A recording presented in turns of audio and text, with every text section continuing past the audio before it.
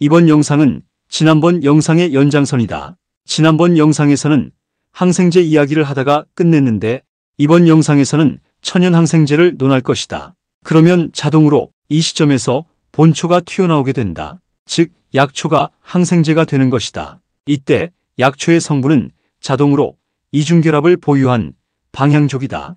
이 시점에서 방향족의 이중결합 문제를 AI를 통해서 알아보자. 안녕하십니까? 오늘은 화학에서 중요한 개념 중 하나인 방향족의 이중결합에 대해 간단히 알아보겠습니다. 방향족 화합물은 벤젠과 같은 고리 구조를 가진 화합물로 이 화합물의 독특한 점은 이중결합이 일정한 위치에 고정되어 있지 않다는 것입니다. 벤젠을 예로 들면 6개의 탄소 원자는 단일 결합과 이중 결합이 교대로 이어져 있지만 실제로는 이 결합들이 이동하며 전자가 고리 전체에 걸쳐 델로칼라이즈 되어 있습니다. 이것을 공명 구조라고 부릅니다. 이 덕분에 방향족 화합물은 매우 안정한 특성을 가지며 반응성도 일반적인 이중결합을 가진 화합물과 다릅니다. 방향족의 이중결합, 단순히 말해 고정된 결합이 아니라 전체 고리 안에 전자가 고르게 퍼져 있는 안정한 상태를 나타낸다고 이해하시면 됩니다. 오늘도 유익한 지식이 되셨길 바랍니다. 감사합니다. 이때는 이중결합이 미생물의 먹이인 자유전자를 청소해주기 때문이다. 이때 이중결합은 전자가 부족하기 때문에 전자를 보면 환장하고 달려들어서 먹어치운다. 이 시점에서 본초의 개념을 AI에게 물어보고 가자. 안녕하세요. 오늘은 본초, 즉 한약재에 대해 간단히 알려드리겠습니다. 본초란 동식물과 광물 등에서 얻는 약재를 말하며 이는 동양 전통의학의 근간을 이루는 중요한 요소입니다. 특히 본초는 몸의 균형을 맞추고 질병을 예방하거나 치료하는 데 사용됩니다. 대표적인 예로 인삼, 감초, 생강 같은 약재들이 있습니다. 본초는 양리작용에 따라 효과가 다르고 따뜻하거나 차가운 성질에 따라 몸 상태를 조절하게 됩니다. 하지만 본초는 사용하는 방법과 양이 중요하기 때문에 전문가의 상담이 필수적입니다. 우리의 전통 지혜가 담긴 본초, 오늘날에도 건강을 위한 중요한 자원으로 활용되고 있습니다. 감사합니다. 이 원리는 자동으로 체액의 이론으로 향한다. 즉, 체액의 특성인 산과 알칼리로 향한다. 즉, 본초의 이중결합이 수거한 자유전자는 산성 체액에서 수거한 자유전자이다. 그러나 이때 수거한 자유전자는 전자가 부족한 알칼리 환경에 가면 자동으로 힘들게 수거한 전자를 뺏기고 만다. 이때 과잉 자유전자는 만병의 근원이 되므로 이 과정에서 병은 낫게 된다. 자유전자가 만든 인체 산성화는 만병의 근원이 된다는 사실을 상기해보자. 이 문제도 AI에게 물어보고 가자. 안녕하세요. 오늘은 인체 산성화에 대해 간단히 짚어보겠습니다. 인체 산성화란 체내에서 산성 물질이 과도하게 축적된 상태를 말합니다. 이는 균형을 유지해야 하는 혈액의 pH가 변할 때 발생하는데요. 주로 잘못된 식습관이 원인으로 꼽힙니다.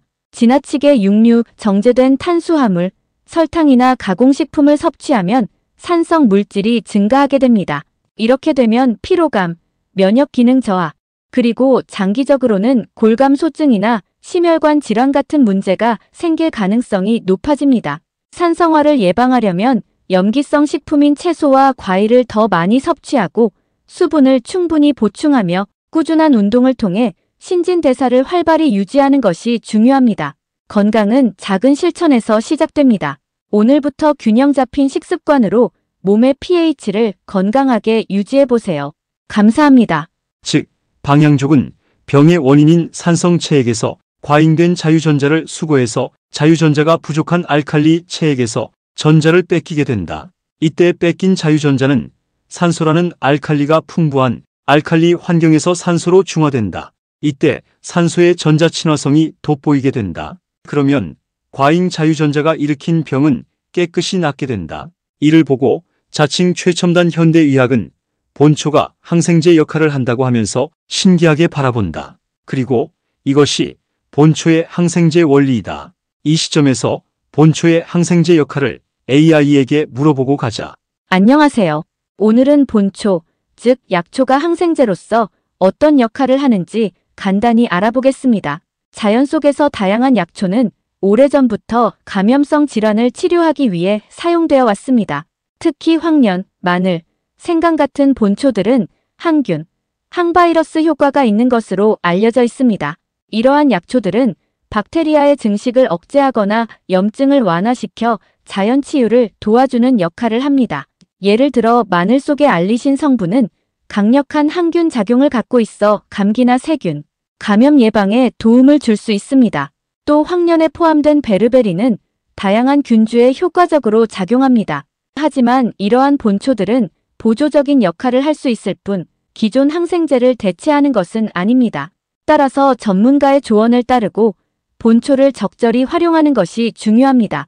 자연의 지혜를 잘 활용하면 건강관리에 큰 도움이 될 수 있습니다.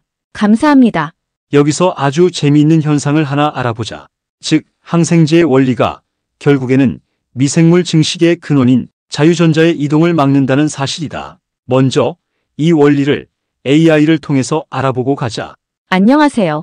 오늘은 항생제가 미생물과 칼슘 간의 연관성에 미치는 영향을 다뤄보겠습니다. 항생제는 미생물의 성장을 억제하거나 사멸시키는 약물입니다. 최근 연구에 따르면 항생제가 미생물이 칼슘을 이용하는 과정을 방해하는 것으로 밝혀졌습니다. 미생물은 생존과 증식을 위해 칼슘을 사용합니다. 칼슘은 세포 내 신호 전달, 효소 활성화 등 다양한 생물학적 과정에 필수적입니다. 하지만 항생제는 이러한 과정을 차단하며 미생물의 기능에 영향을 미칩니다. 이를 통해 감염을 효과적으로 치료하지만 무분별한 사용은 내성균 발생의 위험을 높일 수 있습니다. 따라서 항생제는 필요한 경우에만 적정량을 사용하는 것이 중요합니다.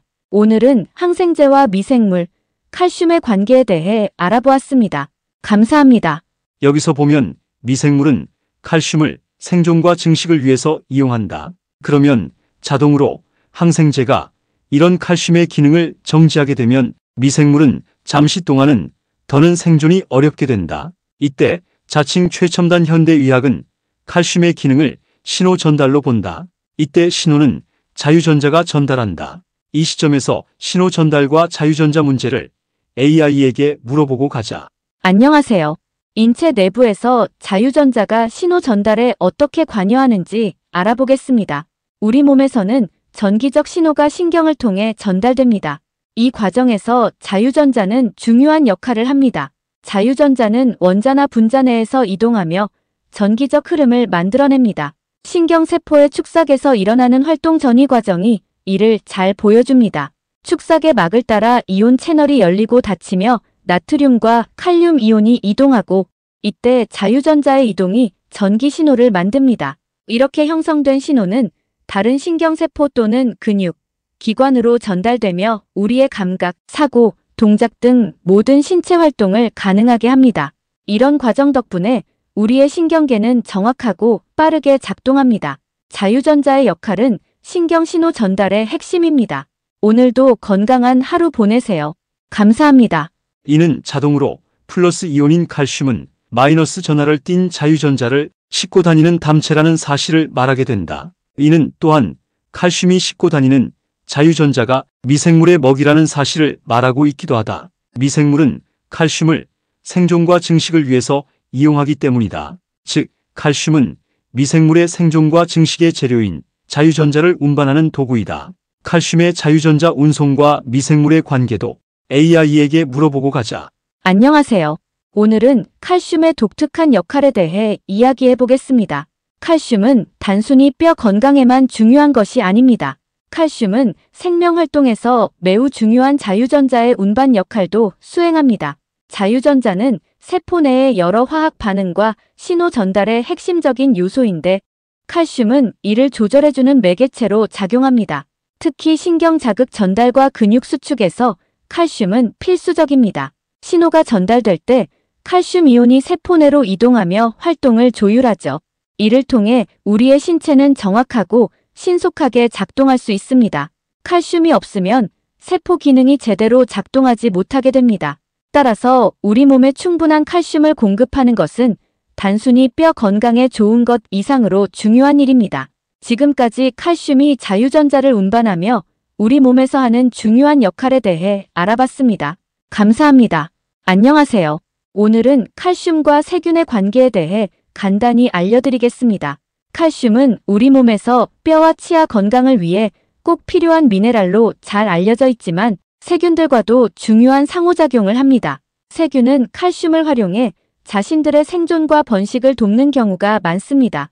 예를 들어 일부 병원성 세균은 바이오필름이라는 방어막을 형성할 때 칼슘을 사용하기도 합니다. 이 바이오필름은 세균이 약물이나 면역 공격으로부터 스스로를 보호하는 데 큰 역할을 합니다. 반대로 우리 몸의 면역 체계도 칼슘을 무기로 활용합니다.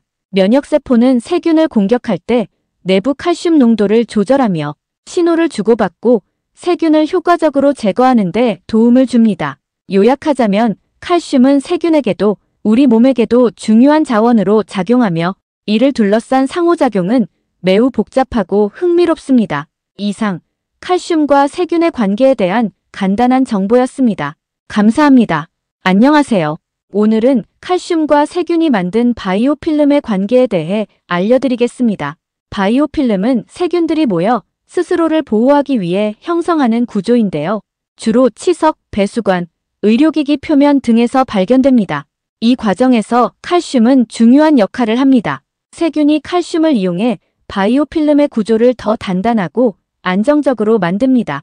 칼슘은 세균들이 분비하는 점액 물질과 결합해 바이오필름의 고정력을 높이고 외부 자극으로부터 세균을 더 효과적으로 보호합니다. 이러한 특성 때문에 바이오필름은 약물이나 소독제에도 저항성이 강해져 제거가 매우 어렵습니다. 결국 칼슘은 세균이 만든 바이오필름의 강도를 높이는 핵심 물질로 작용한다고 볼 수 있습니다. 따라서 바이오필름을 관리하기 위해 칼슘 제거가 중요한 연구 과제로 떠오르고 있습니다. 지금까지 칼슘과 바이오필름의 관계에 대해 알아봤습니다. 감사합니다. 이 시점에서 근원 치료와 대증 치료의 차이가 나타나게 된다. 즉, 자칭 최첨단 현대의학은 칼슘이 옮겨주는 자유전자라는 미생물에 먹이는 방치한 채 자유전자를 싣고 다니는 칼슘의 이동만 방해해서 자유전자를 먹고 사는 미생물만 조져댄다. 그러면 미생물의 증식은 잠시 멈춘다. 그러나 미생물의 먹이인 자유전자는 여전히 건재하므로 다시 미생물은 자유전자가 남아있는 곳으로 모여든다. 이때 미생물은 우리 몸에 약 200조 마리가 살고 있다는 사실을 상기해보자. 이 시점에서 우리 몸에 살고 있는 미생물에 대해서 AI에게 물어보고 가자. 안녕하십니까? 오늘은 우리 몸에 사는 세균에 대해 말씀드립니다. 인체 안팎에는 약 200조 마리의 세균이 존재합니다. 이는 우리 몸 세포수의 약 10배에 달하는 양입니다. 특히 장, 피부, 입안 등에서 세균들이 많은 역할을 합니다. 이 세균들은 단순히 존재하는 것이 아니라 몸의 면역 체계를 강화하고 소화를 돕는 등 필수적인 기능을 수행합니다. 예를 들면 장내 세균은 음식물을 분해하고 영양소를 흡수하는 데 도움을 줍니다. 물론 모든 세균이 좋은 것만은 아닙니다. 유해 세균이 증가하면 감염이나 질병을 일으킬 수 있습니다. 그러므로 건강한 환경을 유지하고 균형 잡힌 식생활을 하는 것이 중요합니다. 우리 몸속 세균, 알고 보면 건강을 유지하는 중요한 동반자입니다. 감사합니다. 그래서 우리 몸에서 잠시 동안은 미생물의 생존이나 증식을 억제할 수는 있지만 이것이 길게 가지를 못하게 된다. 그러면 이때 또다시 칼슘의 이동을 방해하는 항생제를 쓴다. 이때는 자동으로 항생제 부작용이 나타나게 된다. 그러면 이때 항생제 부작용은 자동으로 칼슘의 이동을 막은 결과가 된다. 이는 칼슘이 우리 몸에서 하는 기능을 보게 되면 자동으로 경악하게 만든다. 이 시점에서 칼슘의 기능을 AI에게 물어보고 가자. 안녕하세요. 오늘은 우리 몸에서 칼슘이 어떤 역할을 하는지 알아보겠습니다. 칼슘은 우리 몸에서 가장 중요한 미네랄 중 하나로 뼈와 치아를 튼튼하게 유지하는 데 필수적입니다. 성장기 어린이와 청소년의 뼈 발달, 성인의 골 밀도 유지에 꼭 필요하죠. 또한 칼슘은 단순히 뼈 건강에만 국한되지 않습니다. 심장 박동을 조절하고 근육이 수축하고 이완되는 데도 중요한 역할을 합니다. 신경 신호 전달과 혈액 응고 과정에서도 칼슘은 빠질 수 없습니다. 만약 칼슘이 부족하면 골다공증, 근육경련, 심지어는 신경 문제까지 발생할 수 있습니다. 칼슘 섭취를 위해 유제품, 잎이 많은 채소, 그리고 견과류 등을 식단에 포함시키는 것이 좋습니다. 건강한 몸을 위해 칼슘 꼭 잊지 말고 챙기세요.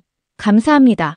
우리 몸에서 칼슘이 하는 기능은 말로 할 수 없을 정도로 많다. 그래서 이때 칼슘의 생리를 건드리게 되면 온갖 부작용이 나타나게 되고 이는 자동으로 자칭 최첨단 현대의학의 수익원이 된다. 이는 꼭 먹고 알 먹는 아주 좋은 장사의 원리이다. 이러니 자칭 최첨단 현대의학이 떼돈을 벌지 못할 이유가 없다. 이는 다른 말로 흡혈귀이다. 이때 한의학과 같은 근원의학을 이용한다면 이때는 본초나 침을 동원해서 미생물의 먹이인 자유전자를 제거하게 되고 이어서 자유전자를 먹고 사는 미생물은 자동으로 생존이 불가하게 된다. 이것이 근원치료 기전이다. 그러면 이때는 자동으로 다시 미생물과 싸울 필요가 없게 된다. 대신에 치료비가 너무 적게 든다. 이는 자동으로 자칭 최첨단 현대의학에게는 지옥을 선물하고 환자에게는 천국을 선물한다. 그리고 식물 본초의 이중결합을 이용하는 항생제 문제는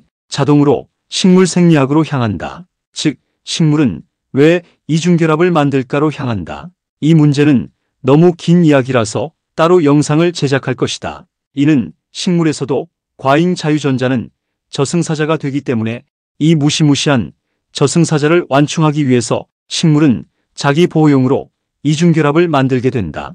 이때 또한 자유전자는 식물의 성장인자도 된다. 즉, 식물은 과잉 자유전자를 성장으로 제거하고 나서도 자유전자가 남게 되면 이를 완충하기 위해서 이중결합을 이용한다. 이들에 관한 문제는 결국에 양자역학을 기반으로 한 전자생리학이나 황제내경으로 풀 수밖에 없다. 이 둘은 근원치료를 기반으로 하기 때문이다.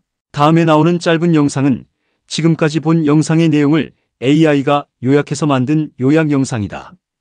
이번 영상은 지난번에 이어 천연 항생제와 본초, 즉 한약재에 대한 내용을 다룬다. 영상에서는 방향족 화합물의 이중 결합 개념과 그 안정성에 대해 설명하고 불균형한 체액과 관련된 문제를 논의한다. 또한 인체의 산성화 문제와 과도한 산성 물질 축적의 원인, 예방 방법에 대해서도 이야기하고 있다. 마지막으로 본초가 현대의학에서 항생제 역할을 한다는 내용을 통해 전통의학의 가치를 강조한다. 오늘은 본초, 즉 약초가 항생제로서 어떤 역할을 하는지 알아보고 마늘 같은 약초들이 항균 효과를 가지고 있다고 소개합니다. 항생제는 미생물의 성장을 억제하고 칼슘의 이용 과정을 방해하여 감염 치료에 사용되지만 남용 시 내성균 발생 위험이 있다고 합니다. 자유전자가 신호 전달에서 중요한 역할을 하며 칼슘이 이를 조절해줘서 우리 몸의 기능이 원활하게 작동한다고 설명합니다.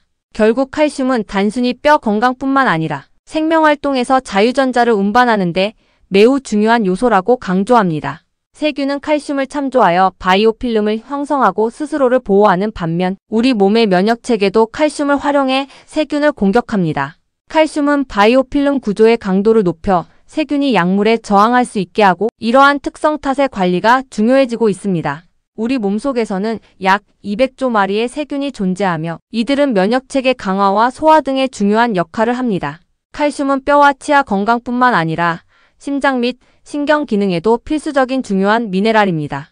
칼슘 섭취는 건강에 중요하며 이를 잘 챙기지 않으면 여러 부작용이 발생할 수 있다. 현대의학의 이익은 근본적인 치료 대신 부작용을 통해 발생하며 한의학 같은 근원의학을 통해 더 효율적인 치료가 가능하다. 식물은 자유전자를 방어하기 위해 이중 결합을 만들며 이러한 생리학적 적용은 양자역학과 깊은 연관이 있다. 지금까지 말한 내용에 관한 정보는 네이버 카페 DJO 동양의철학연구소 사이트를 참고하면 된다. 지금까지 내용이 쓸만했다면 구독을 꾹꾹 눌러주시고 알람 설정까지 해주시면 감사하겠습니다.